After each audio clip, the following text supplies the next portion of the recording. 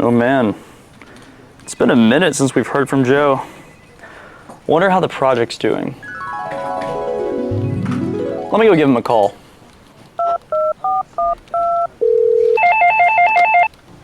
Hey, hello? Hey, Joe. Hey, Jimmy, how are you? How's it going? I'm good. I'm just a little bit worried about the current project we're on. What do you mean? What's on your mind? Well, there are 6 common pitfalls that project managers run into. I just want to make sure that we don't make those mistakes. Why don't you identify what those pitfalls are? Once you have a plan in place, call me back and we'll chat. So in this video, we'll cover the 6 common pitfalls that project managers make, and hopefully by the end of this video, we can avoid being like Joe. Pitfall number 1, lack of defined project scope.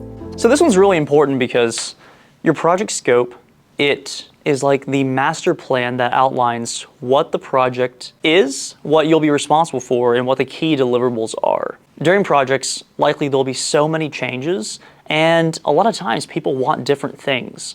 Your scope is your source of truth and your key document that a project manager uses to focus your teams, to remind everyone that the key goal here is what was defined within that scope. Pitfall number 2, poor project plan.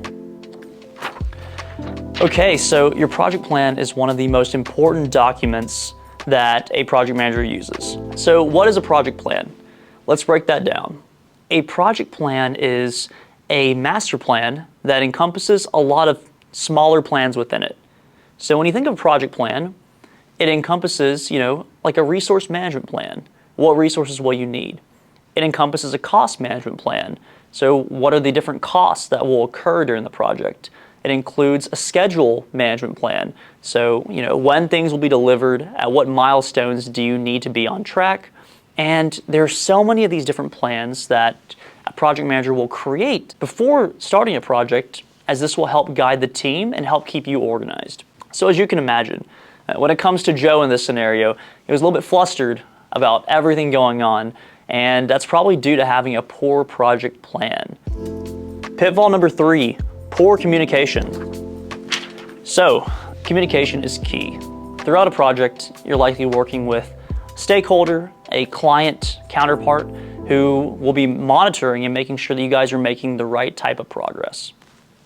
So let's think about it. If your communication plan is not great, then your client may be wondering, what's going on?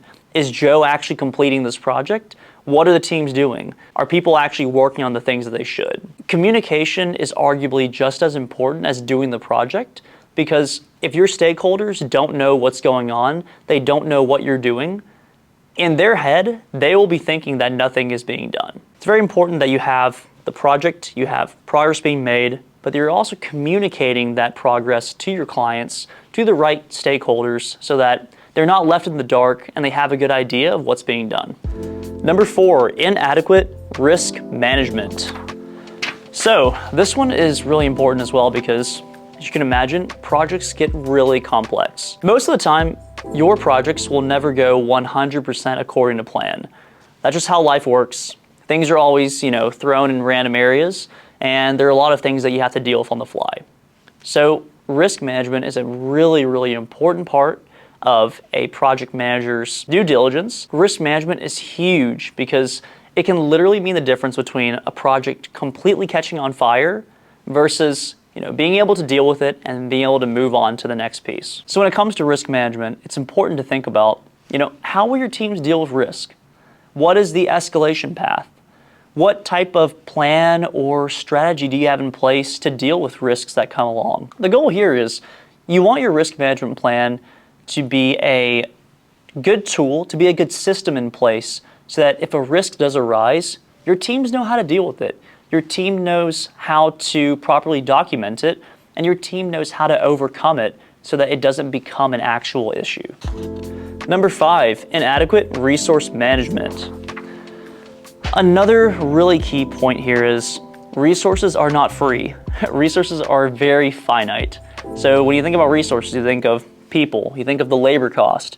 Think about resource as just general capital or cash. Every project has a certain budget. You can't exceed past that budget within your project plan, your project scope. So it's important that you have a plan for how to deal with bandwidth issues potentially with your team members. You'll need to have a plan in place for how to put out fires, for how to shift the priority and focus of your teams when it comes to physical goods or materials. Oftentimes, if you're like a logistics company or you need a lot of moving parts, sometimes the vendors that you deal with, sometimes the suppliers, maybe they're either unavailable or the cost of their goods is just so much higher. You need to have a plan in place. If things get more expensive, how will you navigate that? How can you ensure that the project does not end simply because you hit a roadblock there? Number 6, inadequate stakeholder engagement. Last one that we're covering in this video, but certainly not the least one. So stakeholder engagement, similar to communication plan, is vital, right? Your stakeholders are the ones that are looking at the end product. They will ultimately give you the thumbs up approval on whether a project is good or not. It's important that you have a good way of understanding how your stakeholders like to be informed, how they like to be engaged, and how you should engage them and at what periods of time. I know that's a lot of information, but let's break it down. When it comes to communication, depending on your stakeholder, their executive level, they probably care a lot about, the finances, the project at a really high level. When you're talking about the folks on the ground floor, the folks who are actively working on the project, they probably care more about, what is the next thing that they need to work on? What is like the next goal for the week, for the month? Different stakeholders care about different types of information. So understand your stakeholder. Once you understand the type of information you should provide, then understand, what their communication preference or style is. If it's an executive member, they're oftentimes really busy. It's probably a nightmare trying to grab time on their calendar. They're busy people. They have important things to do. So possibly, once you find what their preference is, it might be like a weekly update email, straight to them where they can track progress without needing to necessarily meet with you. By understanding how your stakeholders like to be communicated with and what information you should be providing them, the project will be a lot smoother because you'll have the right engagement when you need it. All right, so that's 6 common pitfalls that project managers often make. Hopefully from this video, you won't be like Joe and you'll be a lot more informed and prepared when it comes to your next project. So the goal for this video is to teach you those 6 pitfalls to make sure that you're prepared for your next project. Thanks so much for watching. We'll catch you on the next video.